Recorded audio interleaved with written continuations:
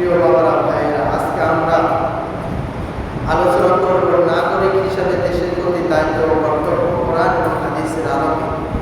একজন মানুষ জীবনযাপন করার জন্য একটি নির্দিষ্ট ভূখণ্ডের প্রয়োজন আছে এবং নির্দিষ্ট ভূখণ্ডে স্বাধীনভাবে মন খোলাভাবে আল্লাহ রাব্বুল আলামিন পৃথিবীতে প্রত্যেকটা প্রাণীকে সৃষ্টি করেছেন স্বাধীন করে।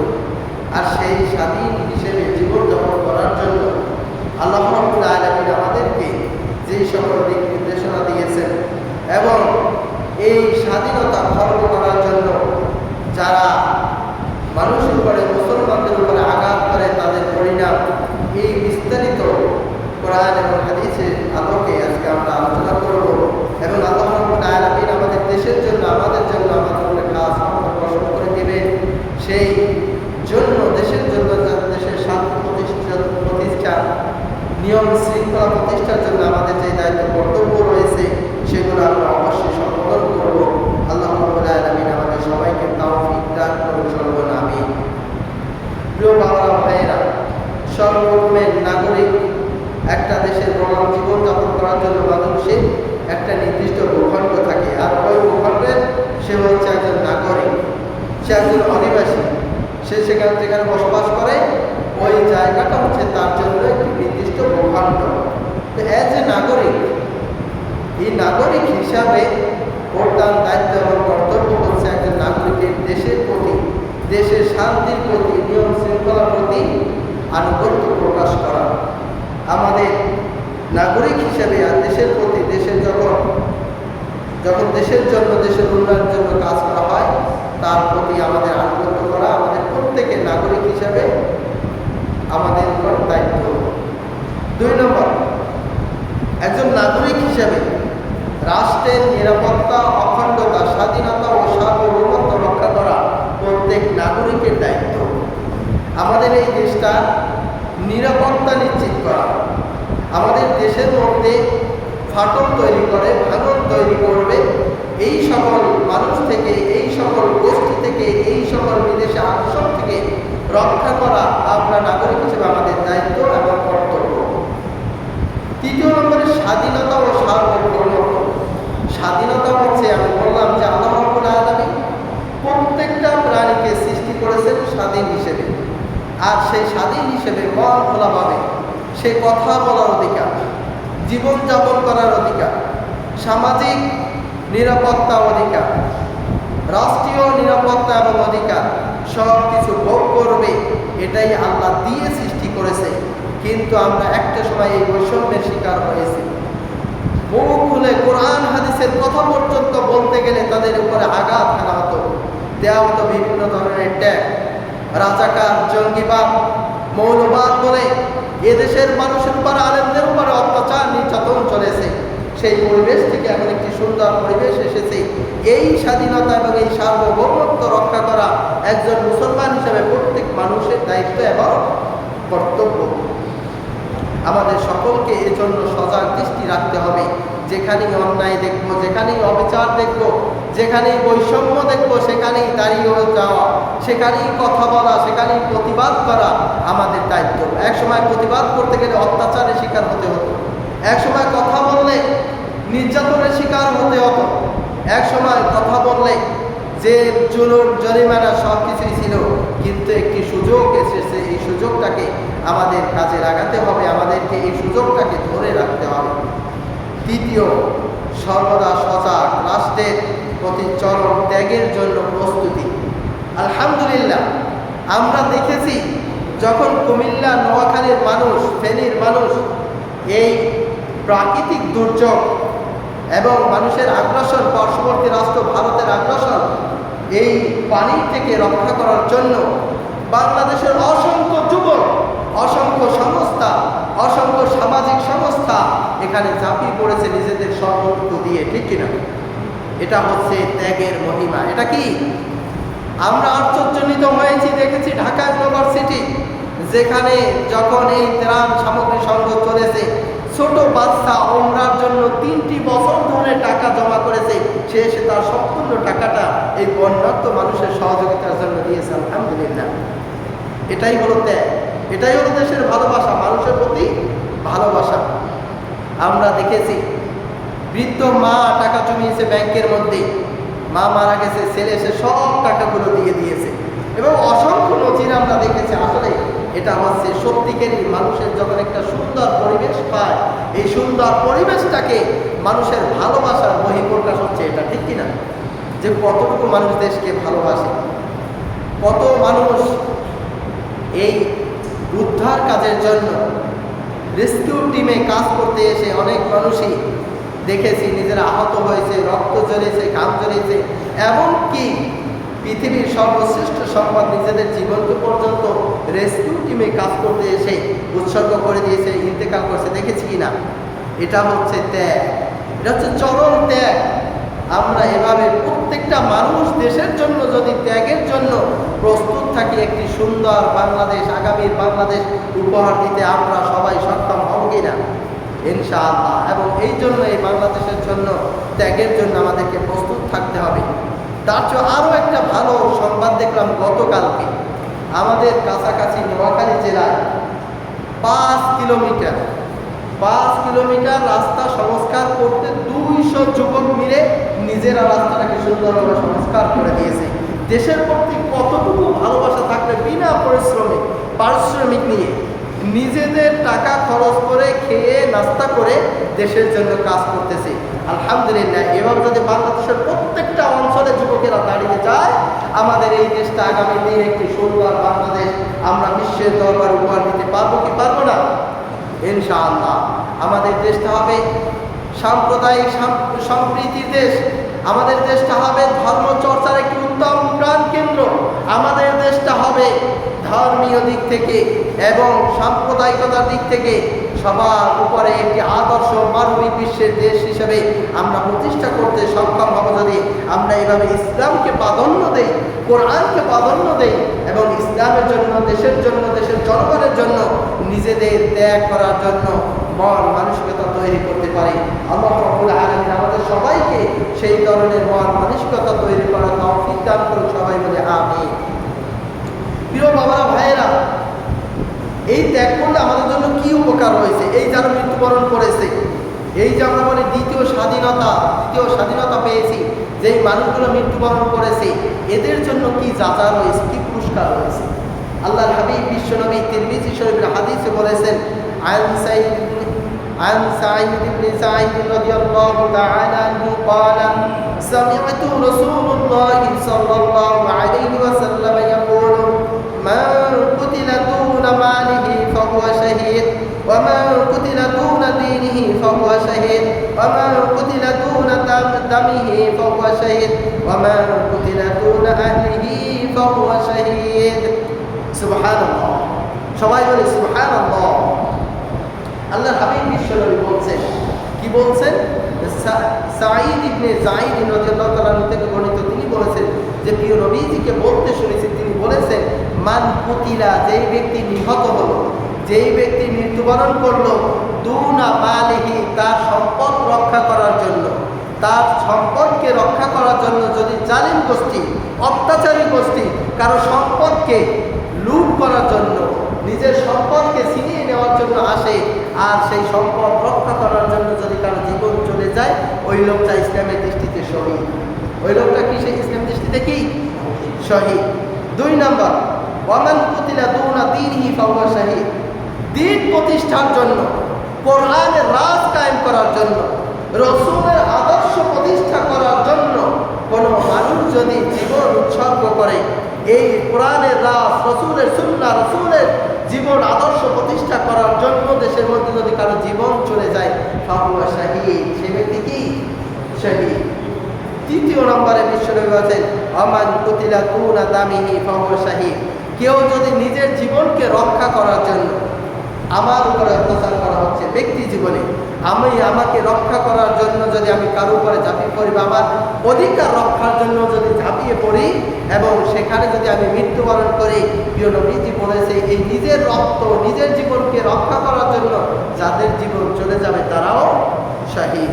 4 নম্বরে প্রিয় নবীজি বলছেন আমান কুতিলা দুনা আহলিহি ফাহুয়া শাহীদ, কোনো ব্যক্তি যদি তার পরিবার, তার সমাজ, তার দেশকে রক্ষা করার জন্য যদি কারো জীবন চলে যায়, এই যে বিদ্রোহের মাধ্যমে যে মানুষগুলো জীবন চলে গেছে, তারা তার পরিবারের অধিকারের জন্য কথা বলেছিল, তারা কথা বলেছে এদেশের নিপীড়িত নির্যাতিত মানুষের জন্য, তারা কথা বলেছে অসংখ্য আলেমদেরকে জেলে বন্দী করা হয়েছে তাদের জন্য, তারা কথা বলেছে তথাকথিত অত্যাচার নির্যাতনের সেই আইনাধারের বিরুদ্ধে কথা বলেছিল।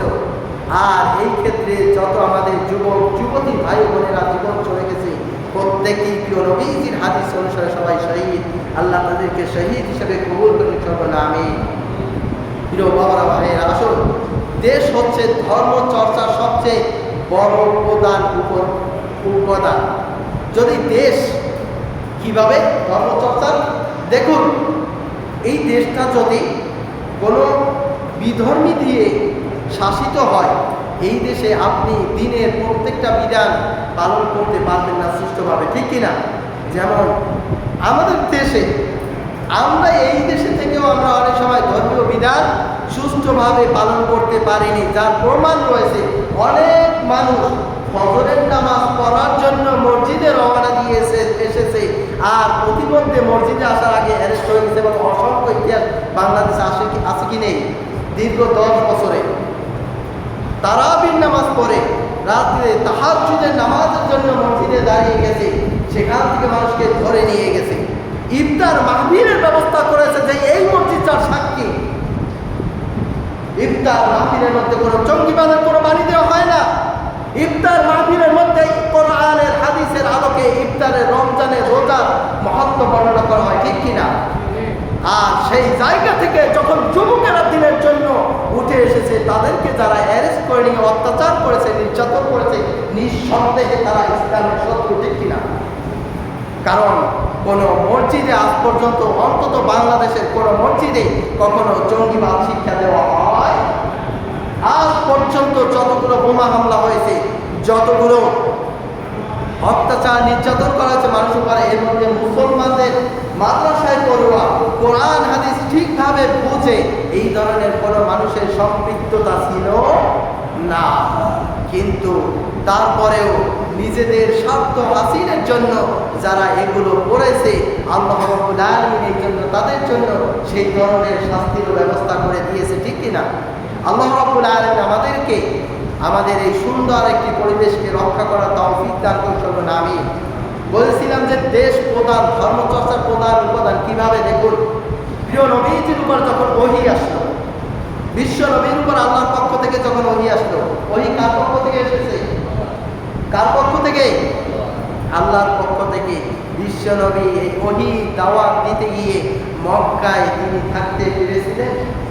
তাকে হিজরত করতে হয়েছিল কিনা? এই যে কেন?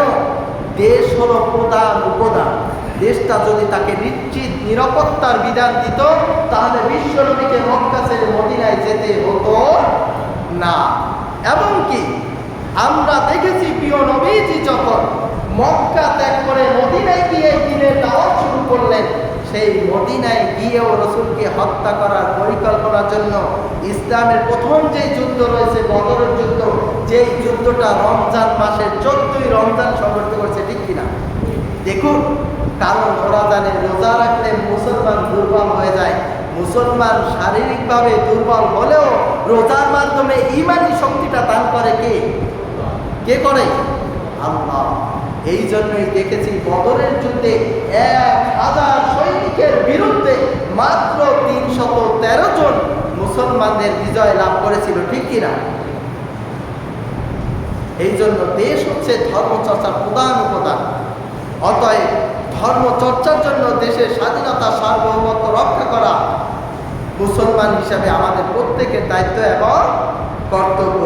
এই জন্য আমাদের সবাইকে দেশের এই বর্তমানে এখনো বিভিন্ন সময় আমরা দেখতেছি আন্দোলনের নামে, অধিকারের নামে এখনো আবার উগ্রবাদ তৈরি হতে যাচ্ছে, বিশৃঙ্খলা তৈরি হতে যাচ্ছে। অথচ আমাদের কত অসংখ্য হাজার হাজার লক্ষ লক্ষ ভাই বোন এখানে বন্যায় মারা যাচ্ছে, তাদের জন্য একটু হৃদয় কান্না নেই, তাদের জন্য অনুতাপ হচ্ছে না, আমরা এখন আবার আন্দোলন করতেছি।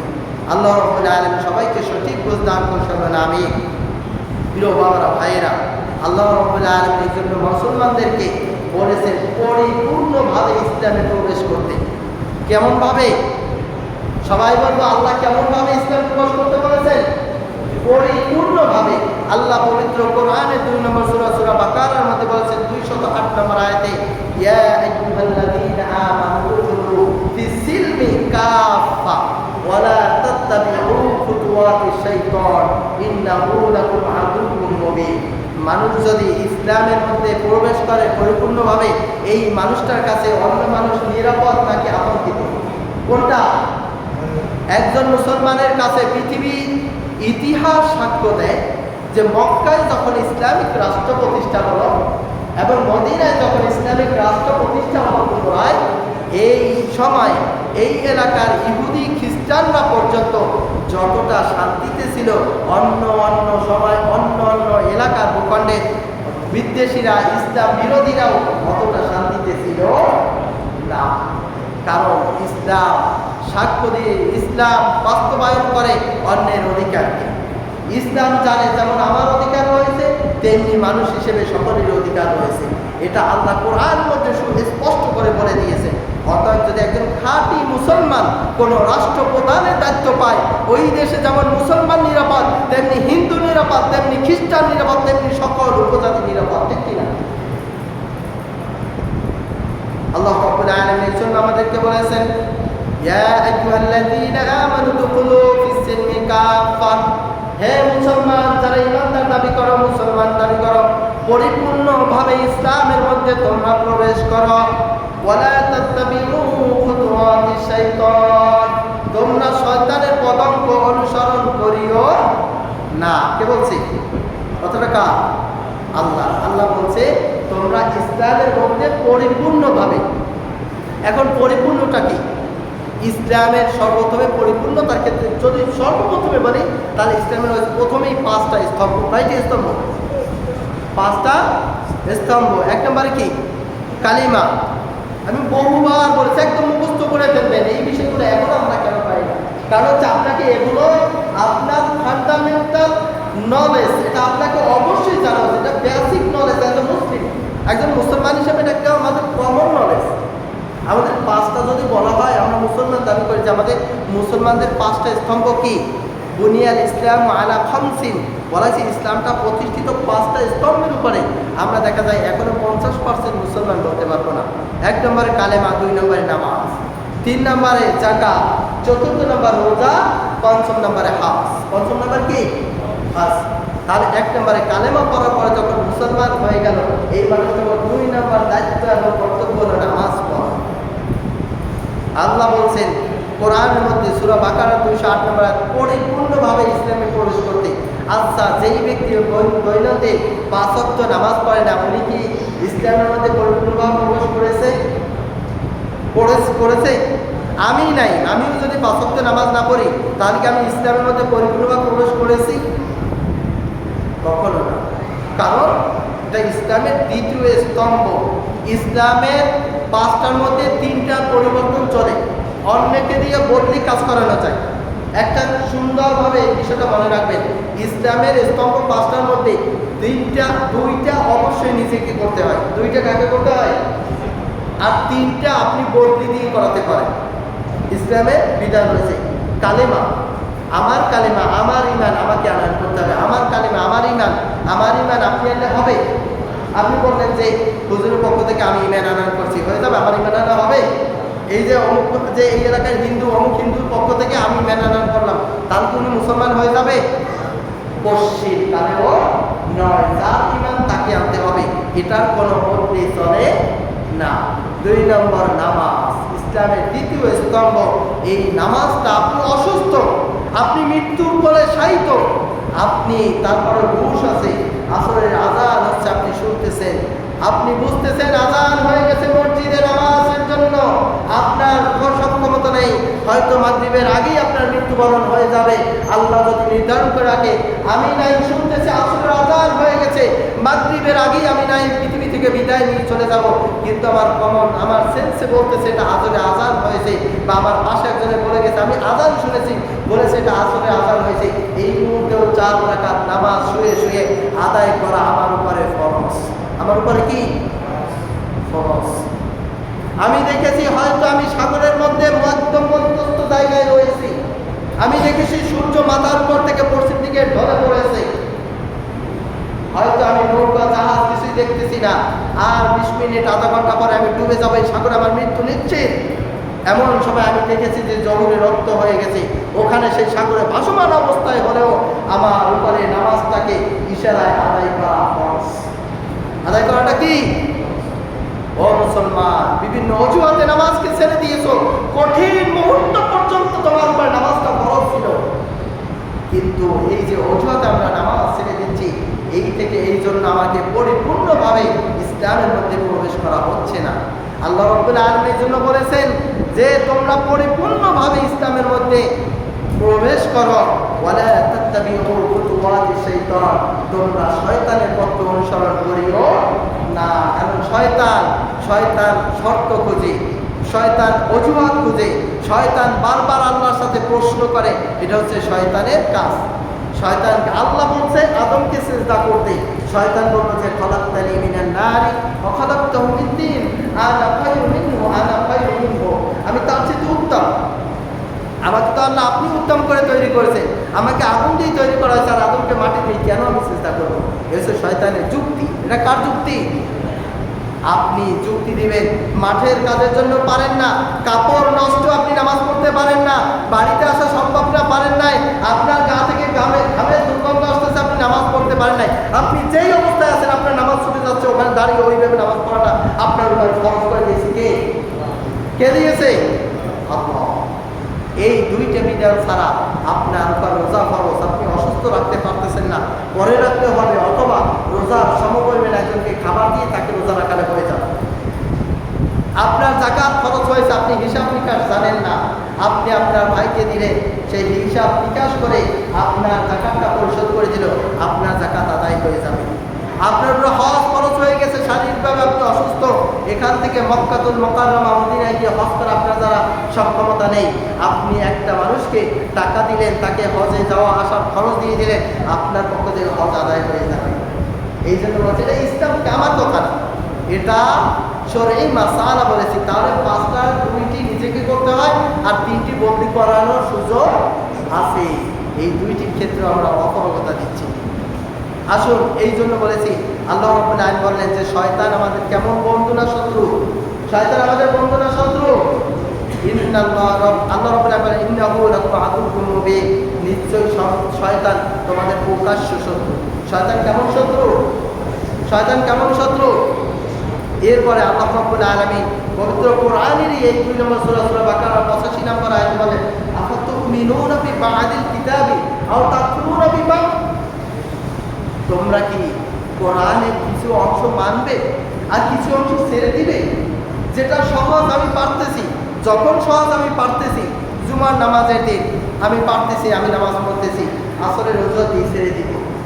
আল্লাহ আপনাকে জিজ্ঞেস করেছে, আমাকে জিজ্ঞেস করেছে, প্রশ্ন করেছে, আল্লাহ সরাসরি প্রশ্ন করেছে, সূরা বাকারা 85 নম্বর আয়াত, আফাতুমিনুনা বিবাদ, তুমি কি কিছু কিছু বিশ্বাস করবে, আও তাকফুরুনা বিবাদ, এবং মাঝে মাঝে কি কিছু কিছু অস্বীকার করবে, অজুহাত দিয়ে ছেড়ে দিবে? আল্লাহ প্রশ্ন করেছে। এই সুযোগ নেই আমাদের টোটালি এই ধরনের সুযোগ নেই। সেই পরিস্থিতি থাকি, সেই পরিস্থিতি থেকে ইসলামের হুকুমাত, ইসলামের আহকাম, ইসলামের বিধান পালন করা আপনার আমার উপরে ফরজ করে দিয়েছেন কে? কে করে দিয়েছেন? আল্লাহ কথাটা বলতে কি ভয় লাগে, কষ্ট লাগে, কি বাবা, আমাকে আল্লাহর কাছে তো ফিরে যেতে হবে। আমাদেরকে এই সকল বিধানগুলো দিয়েছেন কে? আল্লাহ। এই জন্য আমাদের সবাইকে এই দ্বীন প্রতিষ্ঠার জন্য কাজ করতে হবে। সবাইকে সকলের জায়গা থেকে আমাদেরকে চলে আসতে হবে ইসলামের দাওয়াতের জন্য, নিজে আমল করব, পালন করব এবং সবাইকে পালনের জন্য উদ্বুদ্ধ করব। প্রিয় বাবারা, ভাইয়েরা, আল্লাহ রাব্বুল আলামিন পবিত্র কোরআনের 9 নম্বর সূরা সূরা তাওবার মধ্যে 111 নম্বর আয়াতে বলে দিলেন, আল্লাহ আমাদেরকে পৃথিবীতে পাঠিয়েছেন কে? সবাই বলে, আমাদেরকে পৃথিবীতে সৃষ্টি করেছেন কে? কে সৃষ্টি করেছেন? আল্লাহ। আল্লাহ সৃষ্টি করার পরে পৃথিবীতে আসার আগে আলমে আরওয়াহ রুহের জগতে যখন আমরা ছিলাম সেখানে বসে আমাদের কাছ থেকে একটা ওয়াদা নিয়েছেন আল্লাহ। এরপরে সেই ওয়াদার পরে আমাদেরকে পৃথিবীতে এসে একটা বিধান দিয়ে দিয়েছেন আল্লাহ রাব্বুল আলামিন। পবিত্র কোরআনের 9 নম্বর সূরা তাওবার মধ্যে 111 নম্বর আয়াতে আল্লাহ বলেছেন, ইন্নাল্লাহা আশতারা মিনাল মুমিনিনা আনফুসাহুম ওয়া আমওয়ালাহুম বিআন্না লাহুম জান্নাহ يقاتلون في سبيل الله فيقتلون ويقتلون وعدا عليه حقا في التوراة والإنجيل والقرآن ومن أوفى بعهده من الله فاستبشروا ببيعكم الذي بايعتم به وذلك هو الفوز العظيم. আল্লাহ রাব্বুল আলামিন এখানে বললেন, ইন্নাল্লাহা আশতারা মিনাল মুমিনিনা আনফুসাহুম, আল্লাহ মুমিনদের জীবনটাকে কিনে নিয়েছেন। কে কিনছে? আমাদের জীবনটাকে কিনেছেন কে? আল্লাহ। একটু ভালোভাবে বুঝবেন কোরআনের আয়াত। আল্লাহ বলছেন, ইন্নাল্লাহ, নিশ্চয়ই আল্লাহ, আশতারাল মুমিনিনা আনফুসাহুম ওয়া আমওয়ালাহুম, আমাদের মাল আমাদের জীবনকে কিনে নিয়েছেন কে? আল্লাহ কিনে নিয়েছেন। কিসের বিনিময়? বিআন্না লাহুমুল জান্নাহ, কাল কিয়ামতের ময়দানে জান্নাত দিবেন, সেই বিনিময়ে আমাদের জীবন আমাদের মালকে কিনে নিয়েছেন কে? স্পষ্ট শুধু অনুবাদটা বলতেছি, কোরআনের আয়াত বোঝার চেষ্টা করবে। জান্নাতের বিনিময়ে প্রত্যেকটা মুমিনের জীবন এবং মালকে কিনে নিয়েছেন কে? আল্লাহ। এরপর বললেন, তাহলে আমাদের কাজ কি? ইউকাতিলুনা ফি সাবিলিল্লাহ, তারা আল্লাহর পথে জিহাদ করবে। একসময় জিহাদের কথা বললে বলতো জঙ্গিবাদ। সংসদে সরাসরি বলছে যে যদি স্বাধীন বাংলাদেশে এখনো জিহাদের কথা শুনতে হয় তাহলে স্বাধীনতা হবে কেন? জিহাদের কথা তো আল্লাহ বলে দিয়েছে। তুমি তো মূর্খ, তুমি কোরআনের কাছেও যাও নাই, নামমাত্র মুসলমান, যার করে তুমি এই কথা বলতে পারো। আল্লাহ বলেছেন যে তোমাদের জন্য ইউকাতিলুনা ওয়া ইউক্তালুন, তোমাদের জিহাদের বিনিময়ে তোমাদের জান এবং মালকে আল্লাহ কিনে নিয়েছেন। ইউকাতিলুনা ওয়া ইউক্তালুন, তোমরা নিজেরা জিহাদ করবে, যুদ্ধ করবে, তোমরা নিহত হবে এবং হত্যা করবে। যারা ইসলামের বিরুদ্ধে কথা বলবে, কোরআনের বিরুদ্ধে কথা বলবে, তাদের বিরুদ্ধে তুমি সোচ্চার হয়ে দাঁড়াবে। এটার উপর তোমার দায়িত্ব। কে বলছে? আল্লাহ বলেছে। এরপর আল্লাহ রাব্বুল আলামিন বললেন, যদি এটা করি তাহলে আমার জন্য কি ফায়দা রয়েছে? আল্লাহ বললেন, ওয়াদাল্লাহি ওয়াদান আলাইহি হাক্কান, আল্লাহ এই ওয়াদাটাকে সত্য প্রমাণ করেছে। সত্য প্রমাণ করেছে কিসে? ফিত তাওরাত ওয়াল ইনজিল ওয়াল কোরআন। 3 ধরনের তিনি ডকুমেন্ট দিয়েছেন। কয় ধরনের? কয় ধরনের? আপনারা বাস্তবতা বুঝেন। জমি কিনতে গেলে তখন সিএস পর্সা খুঁজেন, আরএস দলিল খোলেন, এরপরে বিএস খুঁজে তারপর দলিল কিনছে, ঠিক কিনা? সিএস আরএস বিএস এর মালিকানা ঠিক আছে কিনা? সামান্য দুনিয়ার জন্য কয়েক লক্ষ টাকা দিয়ে একটা জমি কিনতে গিয়ে তখন সিএস বিএস আরএস সব খুঁজে। অথচ ইসলামে আল্লাহ তো সেইভাবে আপনাকে 3 প্রকার দলিল দিলেন। বললেন এটাকে যে সত্য আমি আল্লাহ বলেছি, তার ডকুমেন্ট আমি ইনজিলে দিয়েছি, তাওরাতের মধ্যে দিয়েছি, সর্বশেষ আমি কোরআনের মধ্যে দিয়েছি। সুবহানাল্লাহ, আল্লাহ বলেছে। এরপর বললেন, ওমান আউফা বিআহদিহি মিনাল্লাহ, এরপরে যারা এই অঙ্গীকারকে বাস্তবায়ন করবে তাহলে ফাস্তাবশিরু, তাদেরকে তোমরা সুসংবাদ দাও। তোমরা কি করো? তাদেরকে সুসংবাদ দাও। বিবাইকুমুল্লাযী বায়াতুম বিহি, যেই অঙ্গীকার, যেই ক্রয় বিক্রয় তারা করলো, এই ক্রয় বিক্রয়ের মাধ্যমে তাদের উত্তম ক্রয় বিক্রয় করলো, এই সুসংবাদটা তাদেরকে দিয়ে দাও।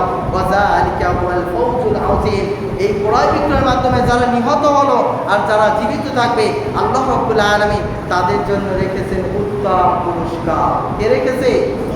কে রেখেছে? আল্লাহ রেখেছে। আল্লাহর পুরস্কার কেমন? উত্তম পুরস্কারটা তো একটু আগেই বলেছে, সেটা হচ্ছে জান্নাত। সেটা কি? জান্নাত। জান্নাত রেখেছে আল্লাহ রাব্বুল আলামিন। অতএব প্রিয় বাবারা, ভাইরা, আজকে মুসলমান জিহাদের কথা, জঙ্গি জিহাদের কথা বললেই জঙ্গি হয়ে যেত, ঠিক কিনা? আজকে মুসলমান এখান থেকে নিরাপদ। আল্লাহ রাব্বুল আলামিন বলেন, সন্ত্রাসী, মৌলবাদ, এই কথাগুলো বলে ট্যাগ লাগিয়ে অত্যাচার করা হতো। আলহামদুলিল্লাহ, আল্লাহ সেখান থেকে কোরআনকে সুন্দরভাবে কোরআনে অনুবাদ করার জন্য সুযোগ করে দিয়েছেন। এজন্য আমরা সবাই বলি আলহামদুলিল্লাহ। প্রিয় বাবা ভাইয়েরা, এখনো চরম আগ্রাসন চলতেছে। সর্বশেষ একটি হাদিস বলে বলতেছি, আজকেও যারা, আজকে বাংলাদেশের মানুষ 2 ভাগে বিভক্ত। কয় ভাগে? কয় ভাগে? এক দল হলো বাংলাদেশের পক্ষে, আর এই বাংলাদেশের পক্ষে সে মানুষের উপর অত্যাচার করে এই কথাগুলো বললে এই মানুষগুলো বিভক্ত হয়ে যাচ্ছে ইন্ডিয়ার পক্ষে। তার পক্ষে যাচ্ছে কি যাচ্ছে না? এই বন্যার কথা বললে বিভিন্ন কথা নিয়ে আজকে বাংলাদেশের মানুষ দুই ভাগে বিভক্ত হয়ে গেছে। একদল হলো বাংলাদেশের পক্ষে, আরেক দল হলো ইন্ডিয়ার পক্ষে। সরাসরি অনেকে কথা বলতেছে, বলেছে এই পানি ছাড়ে নাই, ডুবে এসেছে, এভাবে এসেছে, অনেক অজুহাত করছে। মিয়া, তোমার ভাই তোমার বোন ডুবে মরতেছে, তুমি তোমার বোনের জন্য 2 টাকা দান করতে পারলে না, তুমি সেখানে সহযোগিতা করতে পারলে না, বরং আগ্রাসন চালানো হলো, সেটাও বলতে পারতেছো তো পারতেছই না, বরং কি করছো তুমি সেই জালিমদের পক্ষ নিয়েছো। মনে রাখবে, বাস্তবতা দিকে বলতেছি, নাসাই শরীফের হাদিস, প্রিয় নবীজি ভবিষ্যৎবাণী করেছেন। আবু হুরায়রা রাদিয়াল্লাহু তাআলার হাদিস, মুসলমানদের মধ্যে ভারত উপমহাদেশে একটা যুদ্ধ হবে যেটাকে বলা হয় গজওয়ায়ে হিন্দ। যেটার নাম কি? গজওয়ায়ে হিন্দ। মুসলিম শরীফের 3173 নম্বর হাদিস। এ ব্যাপারে অনেক আলেম ওলামা সরাসরি বলেছে এই সূচনা এখন থেকেই শুরু হয়ে যাচ্ছে, যে গজওয়ায়ে হিন্দ অবশ্যই হবে, যে এই যুদ্ধটায় শুধুমাত্র মুসলমান, খাঁটি মুসলমান এক পাশে থাকবে, আর এক পাশে হিন্দুদের এই যে ইসলাম বিদ্বেষী এবং তাদের দোসররা থাকবে। এবং তাদের আবু হুরায়রা রাদিয়াল্লাহু তাআলা আনহু থেকে তিনি বলেছেন, ওয়াদানা রাসূলুল্লাহ সাল্লাল্লাহু আলাইহি ওয়াসাল্লাম, রাসূল সাল্লাল্লাহু আলাইহি ওয়াসাল্লাম আমাদের সাথে ওয়াদা করেছেন। কি ওয়াদা করেছেন? গজওয়ায়ে হিন্দের ব্যাপারে। ফাইন আদরাকতুহা উনফিকু ফিহা নাফসি ওয়া মালি।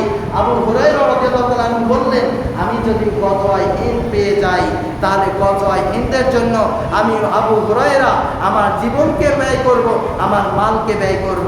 এরপরে বললেন, ওয়াইন কুতিলতু কুনতা আফদালুশ শুহাদা, এবং এই যুদ্ধে অবস্থান করে অংশগ্রহণ করে আমি আবু হুরায়রা যদি মৃত্যুবরণ করি, তাহলে আমি হব সর্বোত্তম একজন শহীদ।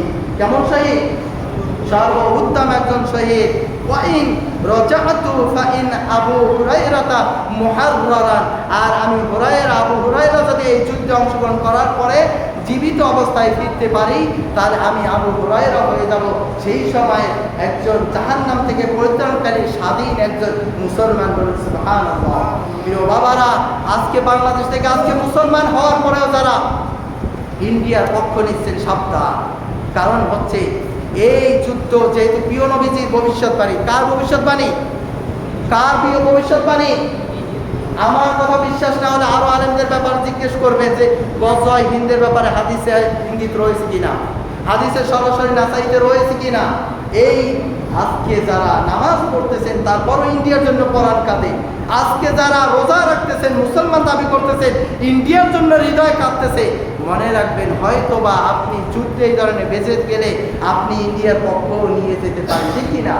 আর নিয়ে গেলে এই যুদ্ধে মৃত্যুবরণ করলে তার জন্য জাহান্নাম ছাড়া কোনো উপায় থাকবে, কারণ রাসূল সাল্লাল্লাহু আলাইহি ওয়াসাল্লাম স্পষ্ট বলেছে। আর সেই ধরনের পরিস্থিতি তৈরি হয়ে যাচ্ছে, দিন দিন যে পরিস্থিতি হচ্ছে, যেই হুঙ্কার, যেই আমাদের স্বাধীনতা সার্বভৌমত্ব নিয়ে যে হুঙ্কার চলতেছে, আল্লাহ মাহরুম কখন যে ধরনের বিপদ এসে যেতে পারে। মুসলমান প্রস্তুত থাকতে হবে নিজের স্বাধীনতা, নিজের দিন, নিজের ইসলাম, নিজের মসজিদ, নিজের কোরআন, নিজের মাদ্রাসা রক্ষা করার জন্য মুসলমানদেরকে কাঁধে কাঁধ মিলিয়ে দাঁড়িয়ে যেতে হবে, ঠিক কিনা? আমরা প্রস্তুত আছি কি নাই? মুসলমানকে প্রস্তুত থাকতে হবে, প্রিয় নবীজি বলেছেন। আর যদি আপনি থাকেন এভাবে, যদি আপনি তখন মুসলমানদের পক্ষ নিতে পারেন, মনে রাখবেন আপনি হবেন মৃত্যুবরণ করলেও আফদালুশ শুহাদা। আর যদি আপনি জীবন দিয়ে জীবিত থাকেন, তাহলে আপনি হবেন জাহান্নাম থেকে পরিত্রাণকারী, পরিত্রাণপ্রাপ্ত একজন মুসলমান। আল্লাহ রাব্বুল আলামিন আমাদের সবাইকে সঠিক বুঝ দান করুন, আমাদেরকে দিন এবং বাংলাদেশের জন্য, কিসের জন্য? ওভারঅল কোনো কারো পক্ষে না, বাংলাদেশের জন্য কাজ করা তৌফিক দান করুন সকলকে, আমিন। এবং বাংলাদেশের মুসলমানদের জন্য, কোরআনের জন্য, দ্বীনের জন্য, রাসূলের সুন্নাহ প্রতিষ্ঠার জন্য কাজ করার তৌফিক দান করুন সকলকে, আমিন। আসসালামু আলাইকুম ওয়া রাহমাতুল্লাহি ওয়া বারাকাতুহু।